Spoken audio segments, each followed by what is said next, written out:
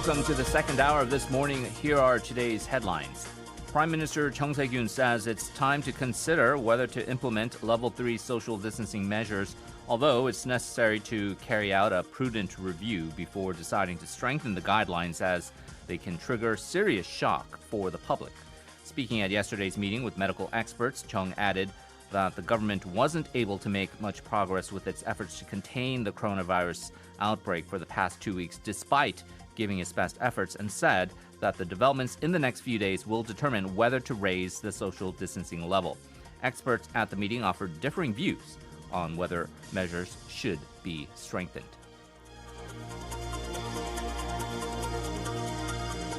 Local banks and brokerages have decided to accept the Financial Supervisory Service's recommendation to return all the principals for consumers who saw damage from Lime Asset Management's Pluto TF1 fund. With the decision, around 500 individual and 58 corporate investors can receive over 150 billion won from Uribank, Hanabank, Mirae Assets Daewoo, and Shinhan Investment Corporation. It marks the first time for the financial watchdog to order a full return of the principal in the dispute settlement of a financial investment product. The government is forming a joint digital media literacy consultative body with the private sector to better provide media education for the public.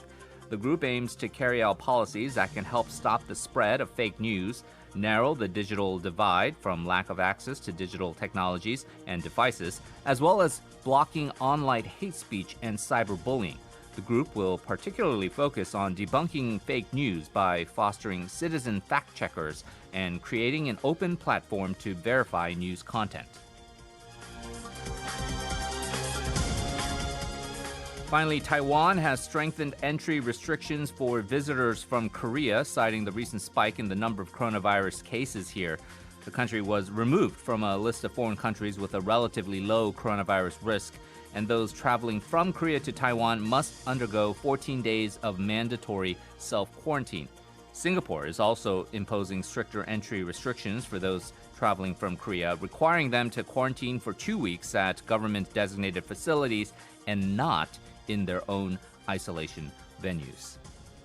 You can listen to these headlines once again on our YouTube channel by searching TBS eFM. Once there, you will also get a script of the headlines and subtitles as well.